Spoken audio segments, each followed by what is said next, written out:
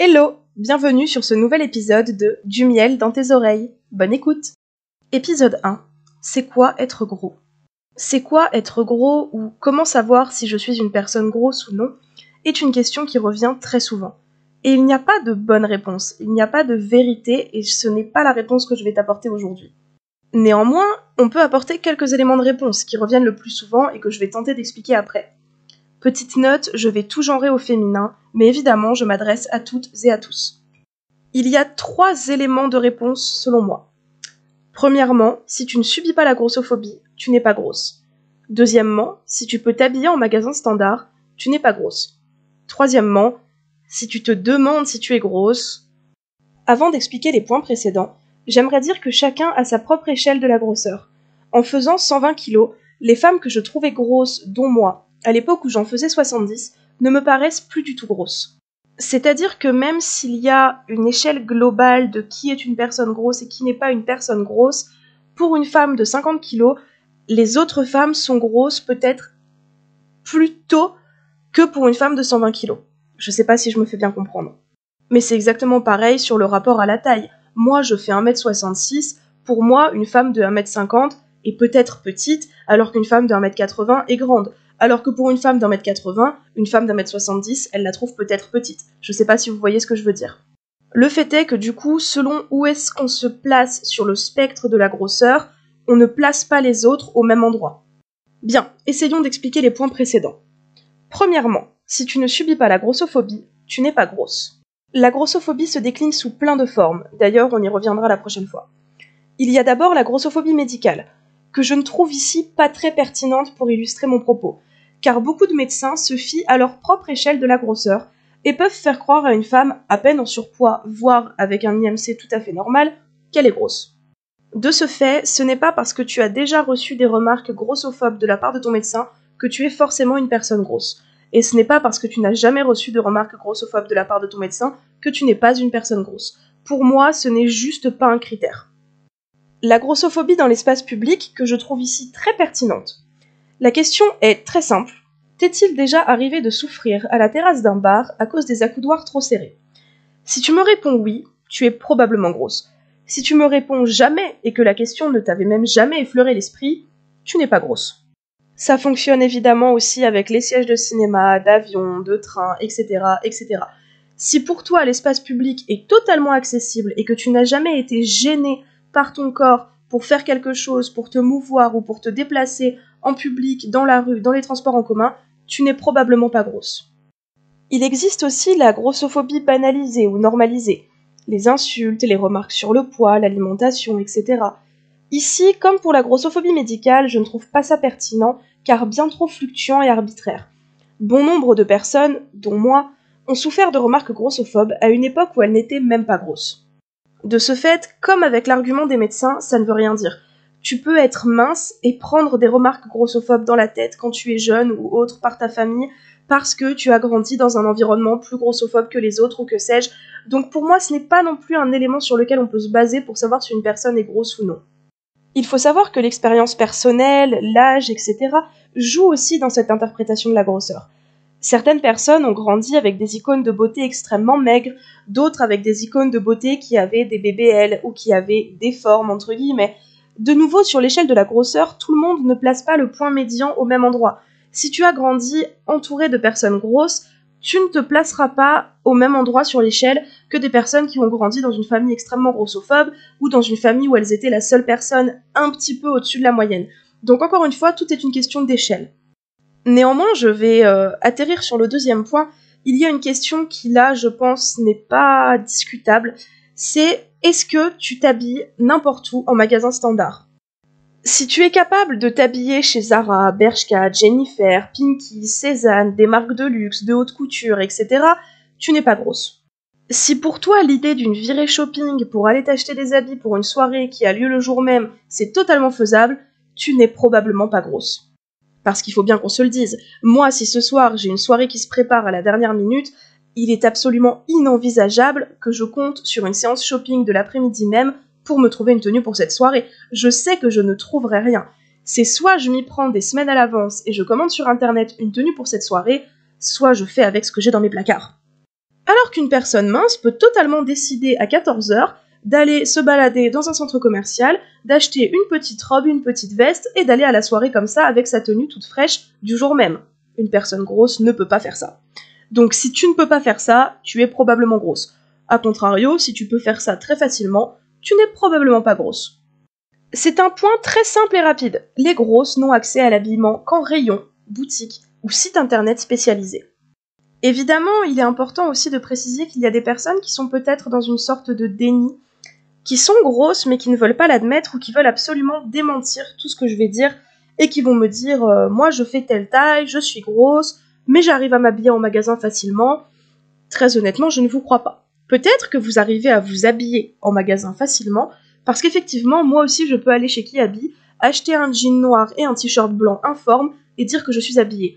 Néanmoins, il n'y aura aucune notion de mode, il n'y aura aucune notion de style, aucune notion de personnalisation de la tenue, ce sera juste s'habiller pour s'habiller parce qu'on n'a pas le droit de se balader nu dans la rue.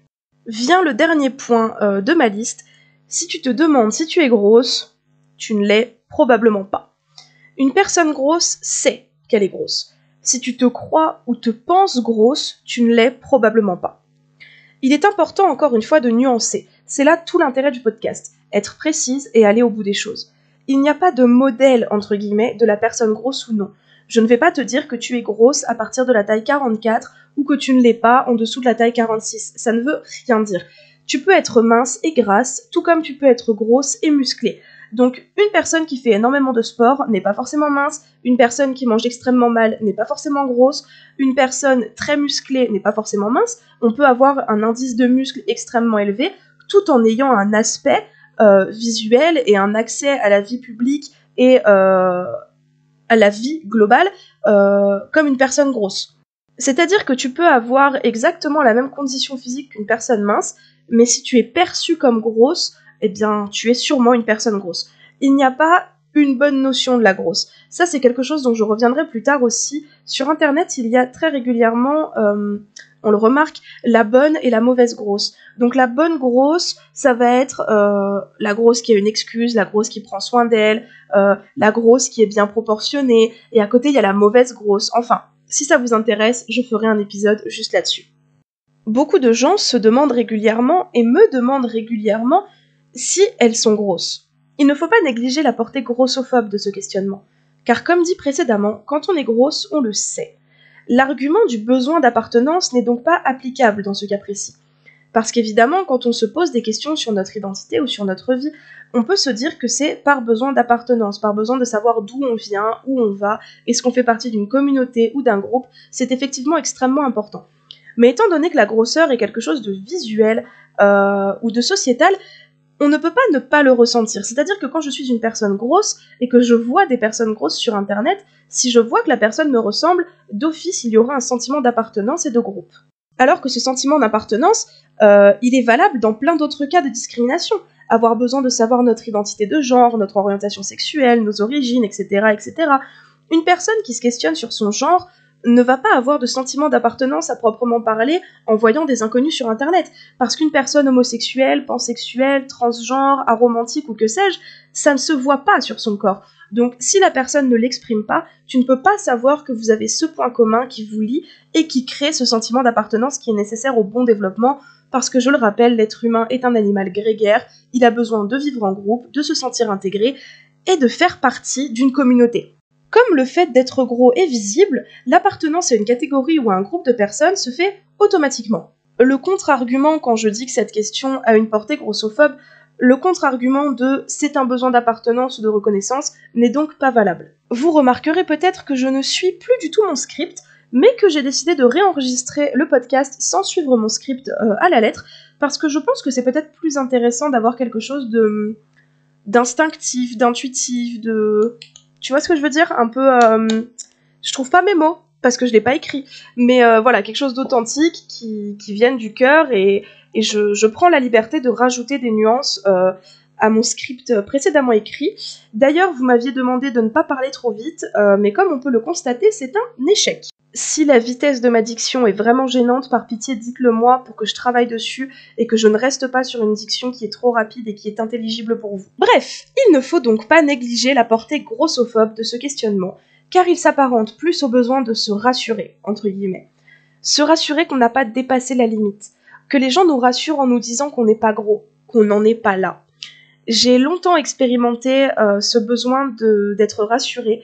Quand j'étais plus jeune et que j'ai commencé à prendre du poids, j'avais tendance, quand on marchait dans la rue, notamment avec mon copain, à regarder des femmes plus grosses que moi et à demander à mon copain si j'étais grosse à ce point-là. Et c'était extrêmement grossophobe. C'était extrêmement grossophobe pour les personnes qui auraient pu m'entendre dire ça, et c'était extrêmement grossophobe pour moi-même. Mon esprit, mon subconscient entendait tout ça, entendait ma peur de grossir, entendait ma peur d'en arriver là, qui est extrêmement violent et qui souvent conduit à en arriver là. Encore une fois, c'est un autre sujet dont on pourra parler plus longuement dans un autre épisode parce que c'est très intéressant à développer aussi. Ou alors, après ce besoin d'être rassuré, ce questionnement renvoie à un besoin de diagnostic. Or, si l'obésité est décrite par l'OMS comme étant une maladie, le fait d'être une personne grosse ne l'est pas. Vous n'avez pas à avoir peur qu'on vous annonce votre corpulence. Il n'y a pas quelqu'un qui va sortir de nulle part dans la rue pour venir vous voir et vous dire « Ah ah, toi, tu es grosse !» Parce qu'encore une fois, si tu es grosse, tu le savais. Et si tu le savais, personne ne peut te l'annoncer. Moi, sur mes réseaux sociaux, il y a régulièrement des gens qui viennent et qui me disent « Tu es grosse, tu es obèse ». Merci, j'étais pas au courant. Sans toi, je ne sais pas comment j'aurais pu connaître ma condition physique. Dernier point, mais pas des moindres, qui sert encore beaucoup trop de barème général de la grosseur, j'ai nommé l'IMC. L'IMC, ou indice de masse corporelle, peut effectivement vous dire dans quelle case vous rentrez médicalement. Mais ce n'est pas valable pour tout le monde. L'IMC, par exemple, ça exclut les sportifs de haut niveau, etc. L'IMC ne vous indiquera pas ce que vous vivez, ce n'est qu'un calcul, pas une interprétation de votre corps ni de votre condition. L'IMC peut vous dire que vous êtes en surpoids, alors que physiquement et socialement, vous n'êtes pas grosse. L'IMC, c'est vraiment pas quelque chose sur lequel on peut se baser, je pense. Par exemple, moi, que je sois en obésité massive, en obésité modérée ou en surpoids, le savoir n'a strictement rien changé à ma vie ou à ma prise en charge. Par contre, les centimètres qui ont augmenté au niveau de mon tour de taille, les tailles que j'ai dû augmenter, ou la manière dont la grossophobie que je recevais était de plus en plus violente, ça m'a indiqué le fait que je passais des paliers et que la grossophobie allait être de plus en plus dure parce que plus nous sommes gros, plus nous sommes détestables par les personnes grossophobes. L'IMC en soi ne m'a rien appris sur ma prise de poids. Après sondage effectué par mes soins, il ressort que passé la taille 46, plus de 90% des gens répondent « je sais que je suis grosse », contre 60% de « je ne sais pas si je suis grosse » pour les tailles 38 à 46. Ce qui montre bien que quand on est gros, parce que honnêtement je connais aucune femme qui fasse une taille 46 ou plus qui ne soit pas perçue socialement comme grosse. Donc toutes les personnes que je connais du moins et via ce sondage qui font plus d'une taille 46 sont perçues socialement comme grosses et se perçoivent elles-mêmes comme grosses, admettent la vérité, elles sont grosses. Alors que chez les femmes qui font par exemple du 38 au 46, elles ne savent pas. Elles ne savent pas si elles sont grosses, elles ne savent pas comment se placer, elles ne savent pas si elles sont minces, elles ne savent pas si elles sont grosses, mais en fait la réponse elle est très simple, elles sont dans la moyenne. La moyenne en France c'est la taille 42, donc voilà, si tu fais une taille 42, 40, 38, que sais-je, 44, tu es totalement normal, tu es totalement dans la moyenne. À noter bien évidemment que ne pas être dans la moyenne, ça ne veut pas dire ne pas être normal. Mais en fait, pour ces personnes-là qui avaient aussi besoin d'un sentiment d'appartenance, il y a une catégorie qui a été créée, entre guillemets, c'est la catégorie mid-size. Mid-size qui est à traduire tout simplement par taille moyenne.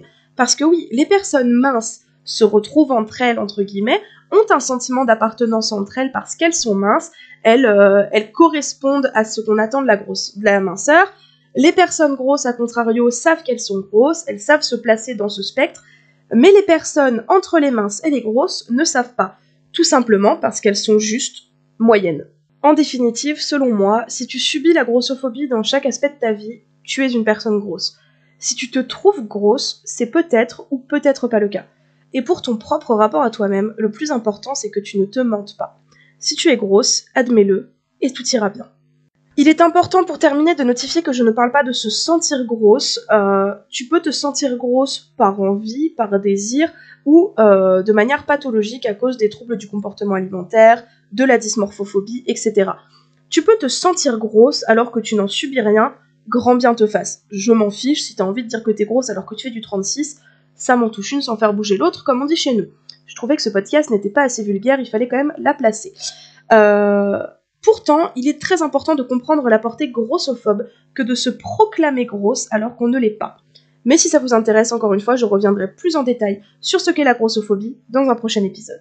J'espère que cet épisode vous a plu. Si tu as des questions, n'hésite pas à me les poser en commentaire. N'hésite pas à me faire des retours vraiment sur ma diction, sur la manière dont je parle, sur la qualité du son et de l'enregistrement, du montage, etc. Je vous cache pas que j'enregistre ce podcast avec un casque gaming à mon chéri sur mon ordinateur. Je ne suis pas sûre que tous les paramètres soient au plus haut pour avoir quelque chose de qualitatif. Merci d'avoir écouté ce nouvel épisode de mon podcast Du miel dans tes oreilles. N'hésite pas à liker, me donner ton avis, me suivre sur mes réseaux sociaux. Je te fais des bisous, à bientôt pour un nouvel épisode de Du miel dans tes oreilles.